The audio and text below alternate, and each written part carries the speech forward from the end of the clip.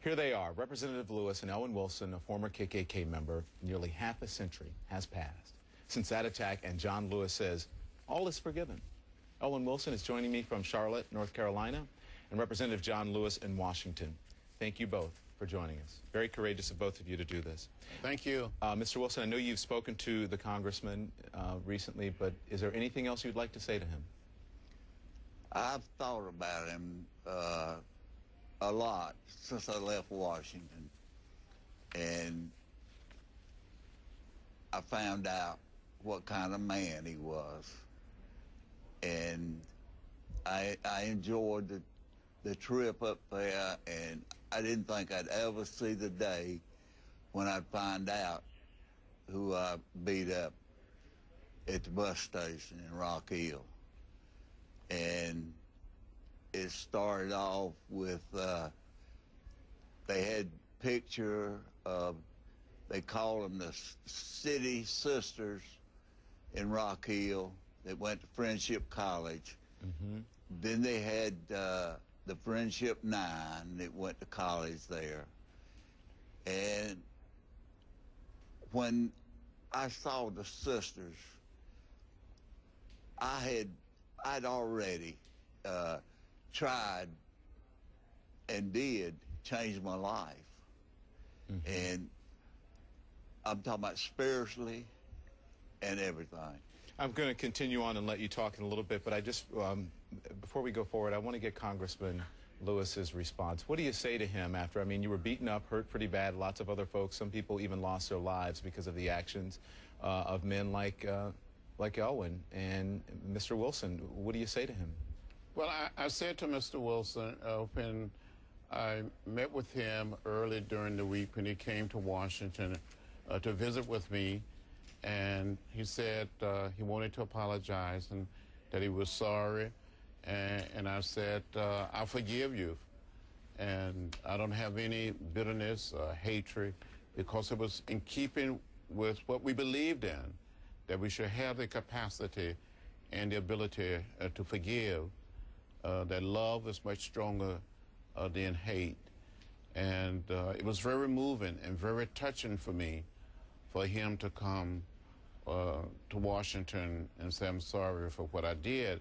Mm-hmm. And Mr. Wilson, in almost 50 years, been the only and the first and only person who attacked me and that said, I'm sorry. And Congressman, I don't even know if you know this. I spoke with Mr. Wilson earlier today by telephone, and he was a little reticent on the phone to even answer. And when I told him who I was, he talked to me. But Mr. Wilson, tell him about some disturbing phone calls that you have been getting. Well, I got one phone call from a boy from Rutgers College, and the telephone rang. I answered it. He said, is this Elwin Wilson? I said, you're right. He said, you are slummy, black N dog. And he just kept on talking. He told me, he said, here you are with KKK, took an oath, and here you are, gone back on your word, and against the white people. You were outraged by that phone call, and you said you had to call the police. Can you believe, Mr. Wilson, 2009, some 50 years after that confrontation that you had with the congressman, that there's still that sort of hate in the world?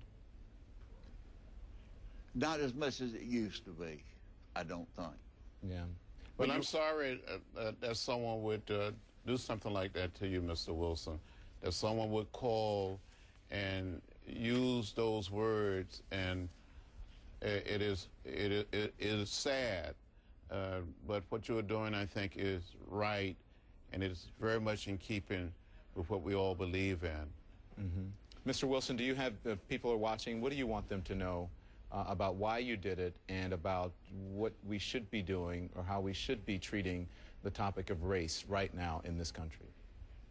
Well, I'd like to put another, add something to we were talking about, the guy that called me, he, I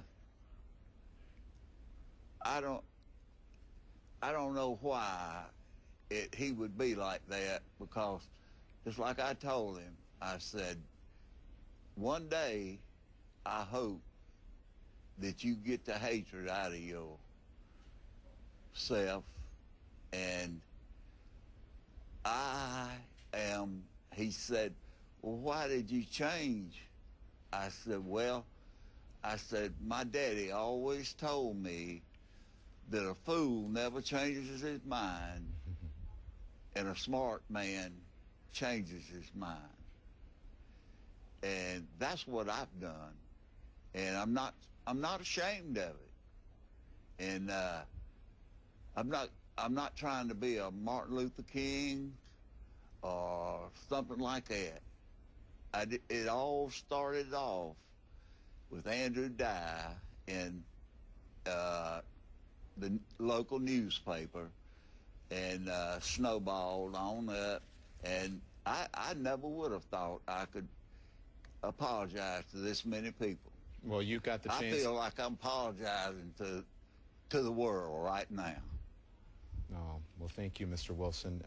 And Mr. Lewis, I'll give you the last word on this if you'd like to comment. Well, I think this shows the power of grace and love. It is very much in keeping with the philosophy and the discipline of nonviolence, to have the ability, the capacity to say, I'm sorry, forgive me, and the person that received the attack will say, you're forgiven. Because hate is too heavy a burden to bear. Maybe Mr. Wilson will inspire others to come forward. And I said it was going to be the last question, but it just crossed my mind. Did you ever think that you'd be in this position with someone like Mr. Wilson apologizing to you? I never thought in all these many years that someone like Mr. Wilson will be apologizing to me. Yeah. No. Well, you both are, again, very brave for doing this, and we appreciate your candor. And Mr. Wilson, thank you very much. We hope that you don't get any more of those phone calls. Thanks to both of you. Thank you very much. All right. He faced down racial discrimination to chase his dreams and enter the record books. I feel like a few years ago that when I was chasing my dream, that if somebody didn't step in and say, Hank, keep chasing, keep doing this, then I would not have had the chance to be a home run hitter. Now Hank Aaron is celebrating another milestone.